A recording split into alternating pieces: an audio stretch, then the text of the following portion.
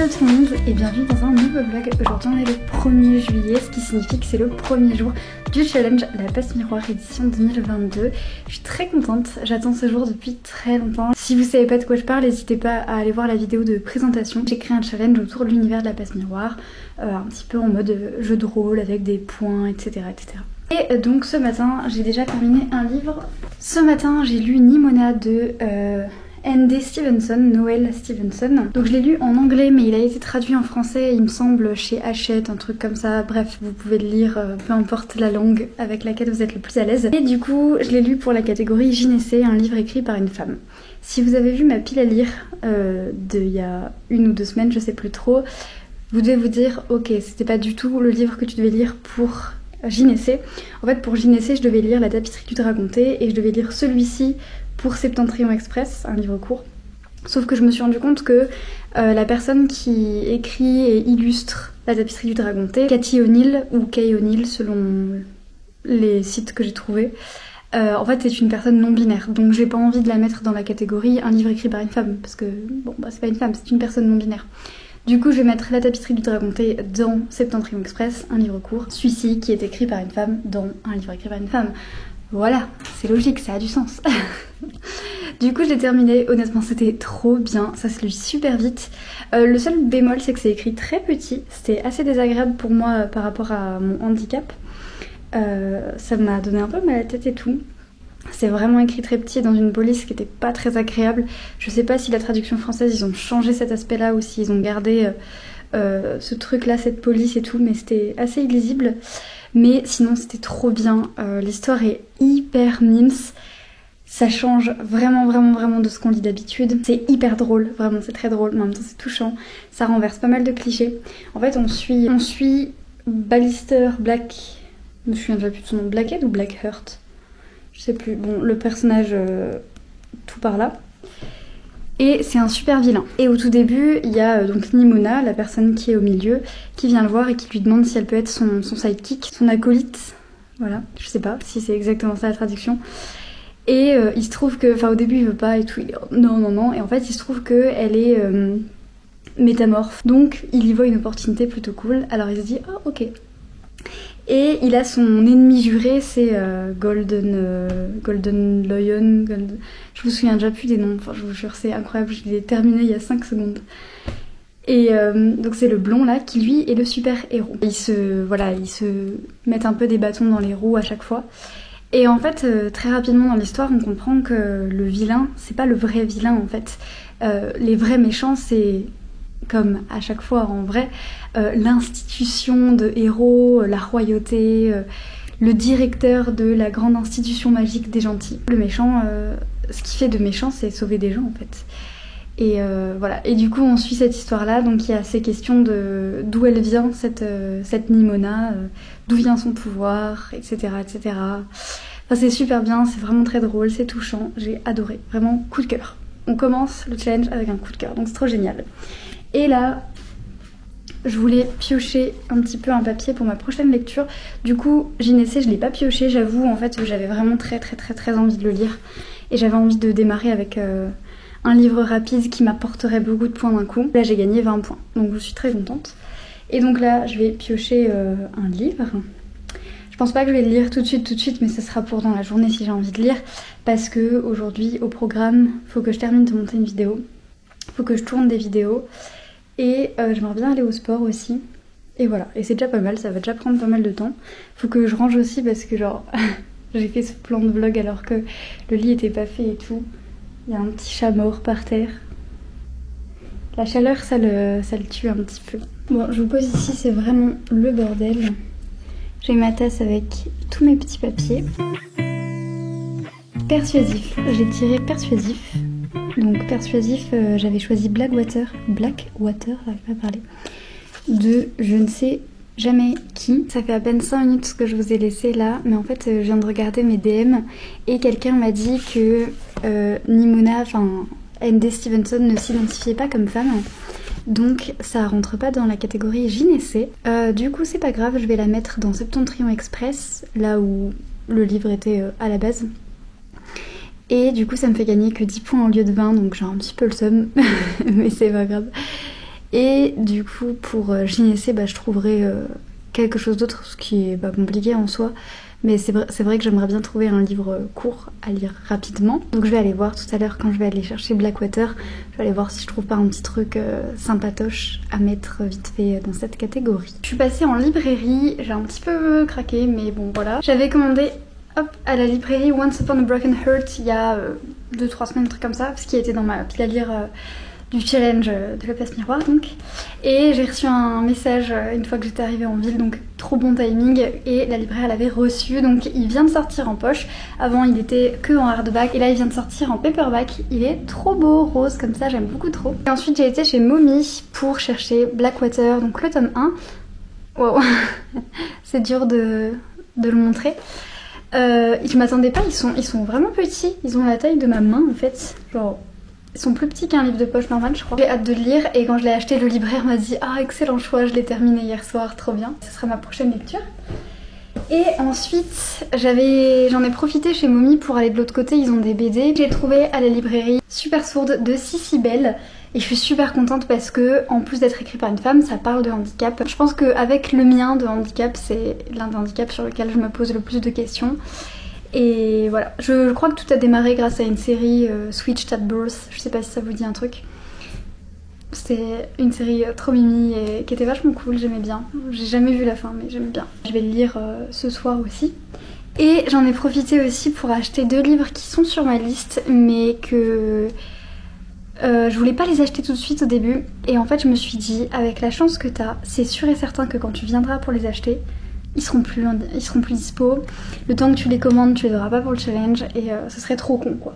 Donc le premier, il s'agit de La tapisserie du dragon thé de Cathy O'Neill, que à la base j'avais mis dans Gynécée, mais en fait je vais le mettre dans la toile parce que il fait partie de la saga du dragon thé. Donc je vais le mettre dans la toile. Je sais, j'avais dit que je lirais Iskari pour la toile et en fait non. Oui, évidemment. C'est du grand Aurélia tout craché ça, hein. Iskari il sera jamais lu ma parole. Et ensuite pour les jardins suspendus, je voulais lire La baie de l'Aquicorne de toujours Cathy O'Neill, donc voilà je l'ai acheté. Les deux ont l'air hyper cute et ça ce sera des points faciles parce qu'ils vont se lire très très vite.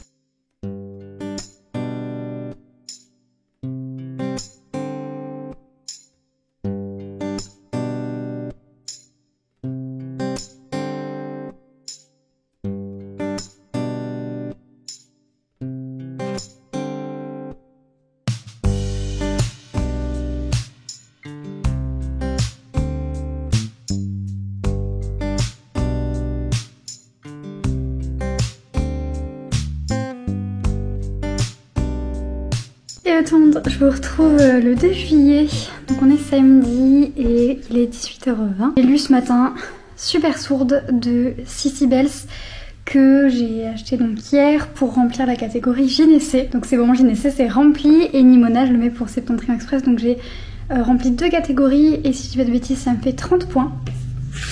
Et j'ai commencé Blackwater pour Persuasif hier aussi. Je vais vous donner mon avis vite fait sur les livres. Du coup Blackwater, donc pour l'instant j'ai lu que 40 pages donc c'est dur de donner un avis. Mais ça a l'air super chouette, ça a l'air très mystérieux. Il y a déjà d'emblée des questions qui se posent. Qu'est-ce qui se passe et tout, qui est cette femme? Une femme un peu mystérieuse. Donc à voir. En fait j'ai trop rien d'autre à dire sur le livre parce que voilà, je l'ai à peine commencé. Par contre Super Sourde, j'ai 1 million de trucs à dire, j'ai adoré ce livre, j'ai fait une liste. Je vous avais dit déjà, je crois que c'était hier, que j'étais très contente parce que un livre sur la surdité ça me plaisait beaucoup et voilà, j'avais l'impression que ça me parlerait quand même un peu. Je sais pas si vous avez vu mais j'ai fait une vidéo pour parler de mon handicap parce que je suis en situation de handicap. C'est un handicap sensoriel, il y a 5 types de handicap il me semble, sensoriels, psy, mentaux, les maladies handicapantes. Et je suis à peu près sûre que j'en oublie un. Sensoriel, psy, mental. Ah, moteur. Non mais j'ai oublié le plus représenté. Et moteur, et donc moi j'ai un handicap qui est dit sensoriel et qui touche la vue. Elle parle de surdité, donc en fait c'est un roman graphique qui est autobiographique. Et elle a été atteinte d'une méningite quand elle avait 4 ans, qui l'a rendue sourde après. Enfin, en tout cas, malentendante. Voilà, elle explique qu'elle a un degré de surdité qui est de sévère à profond, si je dis pas de bêtises. Donc voilà, c'est quand même un sacré truc. J'ai trop aimé, déjà je trouve que c'est touchant la manière dont elle raconte les choses, parce qu'elle raconte la difficulté, le fait qu'elle se sent seule, mais elle raconte quand même des moments assez tendres. Elle a eu la chance d'être entourée par 2 parents qui étaient certes entendants, mais qui étaient hyper compréhensifs et ouverts, qui se documentaient et tout, et c'est vrai que ça aide quand même beaucoup quand on est en situation de handicap d'avoir un entourage au top. J'ai moi-même de la chance là-dessus. Mais voilà, elle raconte, c'est surtout son enfance, hein, c'est de ses 4 ans à CM2 à peu près. Et voilà, elle raconte à l'école les difficultés. C'est super chouette, ça se lit très très vite et en même temps on apprend beaucoup de choses. À la fin, dans cette version-là en tout cas, parce que je crois qu'il y a eu une autre version avant, mais que là ça a été réédité avec du contenu additif. C'est ça qu'on... Non. Du contenu additionnel. Je vous ai dit que j'étais fatiguée. Du contenu additionnel. Donc, bref, il y a cette madame qui explique un petit peu en mots cette fois. Mais en tout cas, ça a été un coup de cœur et ça m'a beaucoup plu parce que ça m'a beaucoup parlé. Il y a beaucoup de choses qui m'ont parlé avec mon handicap à moi. Déjà, le fait que donc elle a des appareils auditifs et pour l'école, elle en a un qui est un peu plus gros que ce qu'elle a à la maison et qui est assez gênant. Et moi, quand j'étais petite, pareil, pendant une bonne partie de la primaire et le début du collège, j'avais un appareil beaucoup trop gros. Je peux pas vous montrer, j'ai qu'une seule main, mais un très très gros appareil que je devais porter dans une sacoche. Au collège, j'avais même, et même en primaire en fait, j'avais une table en plus, donc j'avais 2 pupitres et un pupitre pour mettre l'appareil dessus quoi. Enfin, il n'était pas aussi gros qu'une table, mais voilà, les profs avaient mis en place cette disposition pour que j'ai de la place et que je puisse m'étaler. Mais forcément ça met un focus sur toi, genre pourquoi elle a un pupitre en plus, c'est quoi ce truc dans sa sacoche, qu'est-ce que c'est que ce gros truc. Ça m'a un peu rappelé ça, donc ça m'a parlé là-dessus. Le fait qu'en début d'année, elle doit aller voir les profs pour leur donner le micro qui va avec son appareil. Comme ça, ce que la maîtresse raconte, c'est directement relié à ses appareils auditifs. Et elle raconte que c'était un moment gênant de toujours devoir se lever en début d'année pour aller voir les profs, pour leur expliquer et tout. Et que les profs ils disaient « Est-ce que le micro marche ? Test, 1, 2 ?» Et moi, il y a un peu ce même truc où au début d'année, j'allais voir les profs. Ça, c'était plutôt au collège, mais j'allais voir les profs, je me levais, je disais « Bon, voilà, je suis malvoyante, il faut faire ça, ça, ça. » Et puis après, il y a toujours un prof qui faisait « Léa 3, l'agrandissement, c'est pour qui ? Elle est où la personne malvoyante ? Oui. » Alors, je sais que c'était pas de la mauvaise intention, mais c'était extrêmement gênant. Les gens aussi qui pensent aider, mais qui sont très maladroits. Alors, encore une fois, voilà, ils veulent aider, hein, donc c'est dur de...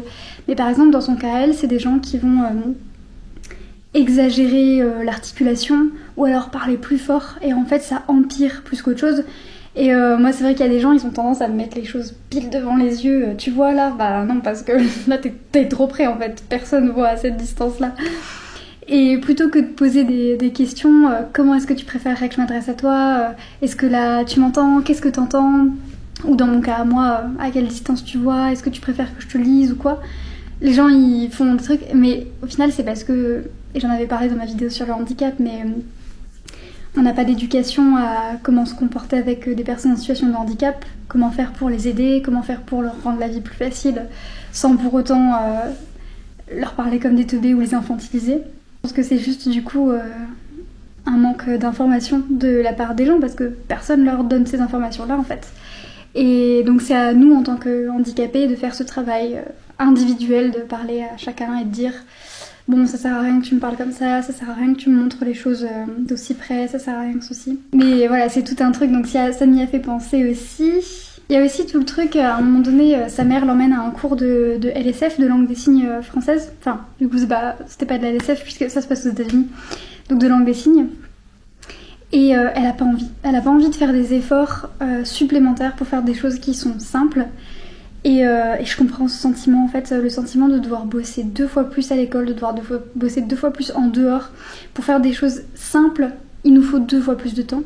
Et parfois d'avoir la flemme et de se dire, en fait, j'en ai juste marre, j'ai pas envie d'apprendre la langue des signes, j'ai pas envie d'apprendre le braille, j'ai pas envie de faire ça. parce que ça va prendre du temps en plus et c'est encore à moi de faire des efforts pour m'adapter à la société et tout. Donc ça je comprenais aussi, et il y a eu tout un moment où elle était un peu de mauvaise foi, enfin c'est pas exactement ça que je voulais dire, mais beaucoup renfermée, laissez-moi tranquille, j'ai pas envie qu'on m'aide, voilà, le fait de j'ai pas envie qu'on m'aide, arrêtez de m'aider, j'ai pas besoin d'aide et tout. C'est vrai que c'est un sentiment que je ressens beaucoup encore, malheureusement j'ai pas terminé le processus d'acceptation du handicap pour le coup. Mais du coup ça m'a aussi beaucoup parlé, ce sentiment de pas vouloir qu'on m'aide parce que ça me rabaisse et ça me rappelle mon handicap, ça me ramène à ça, ça me définit par ça, et que moi j'ai pas envie, j'ai envie de... C'est un peu paradoxal parce que d'un côté ça me saoule de devoir galérer 2 fois plus pour faire des trucs normaux, mais d'un autre côté j'ai pas envie qu'on m'aide pour me faciliter la vie parce que ça me rappelle que j'ai besoin d'aide. Et c'est un sentiment qui est hyper frustrant. Elle le décrivait un petit peu dans le livre et c'était super intéressant parce qu'on n'a pas du tout le même handicap, mais pour le coup je pense pas que ça aurait été pareil avec un autre handicap autre que sensoriel, par exemple un handicap lié à une maladie psy ou une maladie handicapante ou quoi. Je pense pas que ce soit exactement les mêmes problématiques, mais là, les handicaps sensoriels, ouais, c'est comme ça qu'on dit, je pense qu'il y a vraiment quand même un lien qui peut se faire. C'est comme ça que je le ressens en tout cas. Et je sais pas si le récit d'une personne à mobilité réduite me parlerait autant. Je pense quand même, hein, parce que clairement... il y a des sentiments qui ressemblent, le fait de se sentir différent, que la société n'est pas adaptée pour nous, etc. Il y a quand même des choses... Et je terminerai par le fait que les gens qui n'ont pas de handicap trouvent parfois certains aspects du handicap cool. Et c'est assez intéressant, elle parle du coup de son appareil auditif. Donc elle était très gênée par ça parce que ça se voit, tout de suite ça attire le regard sur sa différence, etc. Et à un moment donné, les gens de sa classe ont commencé à poser des questions et à comprendre que ça avait une portée assez lointaine et tout, et à se dire ouais, c'est trop cool, et à en trouver des usages détournés. Ah, on pourrait écouter la maîtresse avec, on pourrait faire des bêtises et tout. Et ça les faisait rire, ah trop cool, j'aimerais trop entendre comme toi et tout. Et elle s'est dit c'est drôle parce que moi j'ai toujours voulu entendre comme eux, et en fait eux ils veulent pouvoir avoir mes gadgets et entendre comme moi. Et c'est vrai que c'est une sensation que j'ai déjà ressentie aussi, donc moi j'ai une petite loupe là. Et trop gênant. J'ai pas toujours eu un truc aussi discret, hein, franchement, non. Et avant j'avais des trucs, donc au début le truc mastodonte, puis après ça a rétréci, ça avait la taille d'un portable après.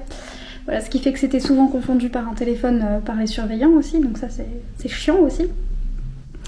Et tout le monde, ah je peux essayer, ça a l'air trop cool, ah je peux faire, oh là là. Ou oh elle a l'air trop cool ta loupe, elle est trop mignonne, faut pas que tu sois gênée de la sortir en public, elle est vraiment trop mignonne. Et je sais que les gens veulent bien faire, hein, ils veulent m'aider à ce que je me sente mieux, mais moi je la trouve pas trop mignonne en fait, je la trouve pratique et le reste elle me met mal à l'aise. Et du coup c'est super intéressant, enfin, c'est plein de sentiments qui me parlaient beaucoup, donc c'est vraiment très cool. C'était très intéressant parce que j'ai appris beaucoup de choses, donc sur la surdité, sur... Bon, elle explique que chacun vit sa surdité et son handicap de manière différente, donc j'ai bien conscience que je ne sais pas tout sur la surdité maintenant, je sais comment elle a vécu la sienne et comment elle la vit. Mais je trouve que c'est super intéressant. Donc vraiment, n'hésitez pas à le feuilleter, il est super bien, il est très touchant aussi. Et pour le coup, elle aborde pas forcément... Enfin, elle y va quand même mollo, hein. C'est loin d'être l'un des livres les plus durs que j'ai lus sur le handicap, ou voilà. Mais juste assez pour qu'on comprenne un petit peu les enjeux, les problématiques ou quoi. Donc c'est vraiment super cool. Deuxième livre du challenge, deuxième coup de cœur. Et je suis super bavarde dans ce début de challenge, donc je suis désolée. Je vais essayer à l'avenir de faire plus de plans, mais là entre hier et aujourd'hui, j'arrête pas. Là je vais me poser un petit peu pour lire et puis pour bosser. Il faut que je poste une vidéo, je sais plus grand chose à faire, mais il faut le faire. Et voilà, là je vais prendre mon petit thé. Il y a eu le club de lecture cet après-midi, donc n'hésitez pas si vous êtes sur Metz ou environ. Le prochain ce sera le 6 août, donc n'hésitez pas, ça se passe au Jardin Suspendu. Et c'est sympa comme tout. En tout cas j'espère. Bon, sur ce je vais continuer Blackwater. Et ce sera ma seule lecture pour ce soir et demain. Et puis voilà.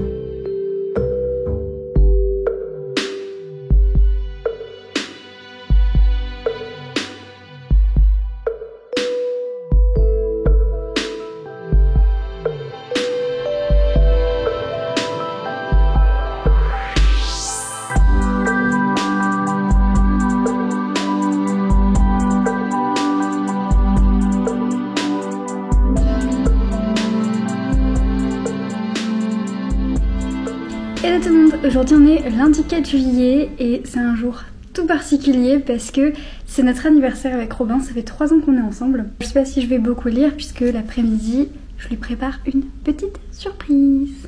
Niveau lecture du coup j'ai un super bon rythme en ce moment. Je lis pas beaucoup la journée parce que je fais beaucoup de trucs, mais par contre le matin et le soir je prends bien du temps pour lire donc je suis très contente. Il fait super chaud, je suis désolée pour la luminosité, hein. Je sais pas trop ce que ça rendra, mais je suis obligée de fermer tous les volets et tout, et encore, même avec tout qui est fermé, c'est hyper clair, je trouve. Donc bon. Il fait chaud, il fait super chaud, c'est atroce. Mais bref, la dernière fois que je vous laissais, je sais plus, mais je crois que j'avais commencé vite fait Blackwater, j'avais lu 40 pages. Je l'ai terminé hier matin, donc dimanche matin, mais je vous ai pas repris depuis. Donc je l'ai lu pour Persuasif, un livre que quelqu'un me conseillait parce que Pepper Palace en parlait beaucoup et je le voyais beaucoup passer, donc voilà, je l'avais mis comme ça dans cette catégorie parce que bon, je m'étais laissée persuader de le lire. Je pense que je suis un petit peu mitigée, c'est-à-dire que je sais pas trop comment en parler en fait, c'est ça le truc aussi. Mais j'ai bien aimé, c'était très fluide, c'était très organique, enfin ça se lisait tout seul, c'était vraiment très agréable. Et enfin, je l'ai lu super vite, je l'ai lu en moins de 2 jours, il était terminé alors que j'ai pas non plus beaucoup le temps de lire quoi. Donc quelque part ça dit quand même que j'ai bien aimé. Je trouve qu'il y a assez de mystère et tout, donc c'est intriguant, on a envie de continuer, de comprendre, de voir la suite. Je trouve qu'il y a une espèce de modernité dans l'écriture, ça a été écrit je sais plus en quelle année, mais 1960, 70, 80, bon en tout cas c'est vieux. Et il y a quand même une modernité assez certaine dans certaines parties de l'écriture que j'ai trouvé vraiment très chouette. Et voilà, il y a quand même ce petit truc où, au fond de moi, je crois que j'ai envie de continuer la saga. J'ai envie de retourner à Perdido, dans cette petite ville d'Alabama. J'ai envie de replonger dedans, de suivre encore les personnages. Mais il y a un autre truc où j'ai fermé le livre et j'ai eu l'impression d'avoir ressenti assez peu d'émotions, assez peu de suspense, assez peu je sais pas, d'angoisse, d'appréhension, de peur, de joie, de tristesse, vraiment assez peu de choses. Donc c'est un bilan assez mitigé pour moi. Maintenant c'est chouette et je pense vraiment que je vais lire la suite. Enfin, c'est le problème avec les sagas, c'est que j'arrive jamais à me motiver à continuer, même si j'ai adoré. Donc il faut vraiment que pendant 1 mois je pense il va falloir que je me dise allez là tu lis que des suites de sagas. Mais bref, et ensuite, en fait, avant même d'avoir terminé Blackwater, j'avais envie de lire autre chose en même temps. Et du coup, j'avais pioché Dragon dans mes petits papiers. Et du coup, Dragon, donc c'est mon clan en plus, donc c'est trop cool. Et c'est The Inheritance of Orquídea Divina de Zoraida Córdoba. Et du coup, le livre était décrit comme un espèce de Encanto, donc le film de Disney là. Parce que c'est une grand-mère qui... Enfin, quand on commence l'histoire, elle est très jeune. Mais donc... Elle est décrite un peu comme une sorcière, elle a des pouvoirs, on ne sait pas trop. Et elle va dans une grande maison qui a l'air un peu magique. Et elle a tous ses enfants et ses petits-enfants autour d'elle. Et au début de l'histoire, ses enfants et petits-enfants reçoivent une lettre écrite de sa main. Je suis en train de mourir, venez chercher votre héritage.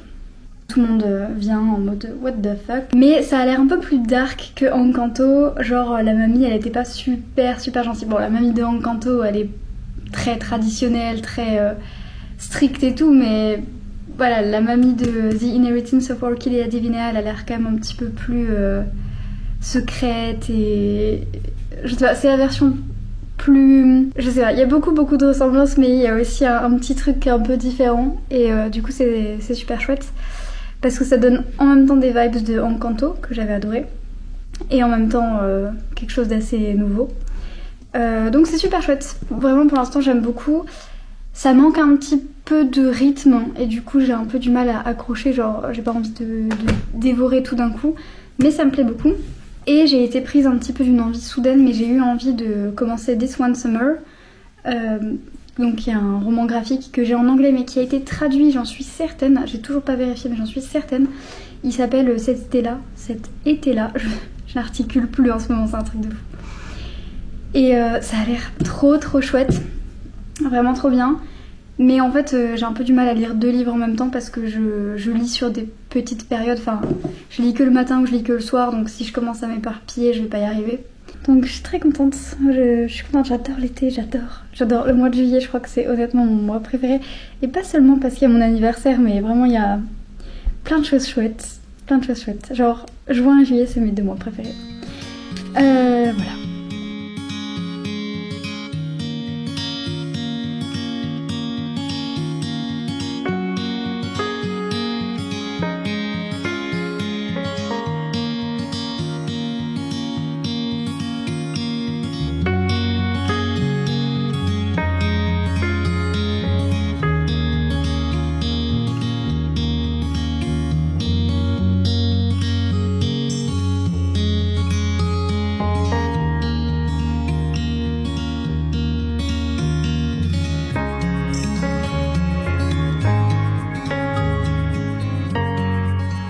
Hello tout le monde, aujourd'hui on est le jeudi 7 juillet, ça fait officiellement une semaine que le challenge a commencé, donc je vais clore le vlog ici. J'aurai pas beaucoup le temps de lire aujourd'hui parce que en fait, celle que vous me voyez, je suis en tenue de sport. Là en fait, dans à peu près 1 heure, il y a une de mes meilleures copines qui vient pour venir passer me chercher, je ne sais pas m'exprimer. Et on va au trampoline park, après on va au Thermopolis, après on va chez elle, on mange des petits burgers tranquillou et on joue aux jeux de société avec nos copains qui sont meilleurs potes en fait.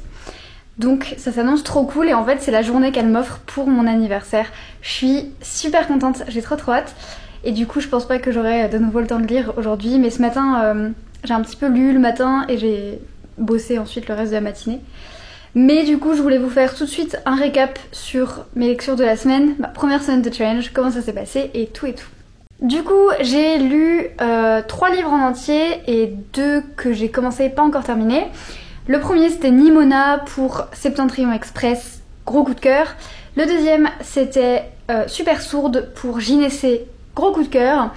Le troisième c'était Blackwater pour Persuasif, avis assez mitigé. Et ensuite j'ai commencé The Inheritance of Orchidea Divina de Zoraida Cordova pour Dragon, donc qui est mon clan.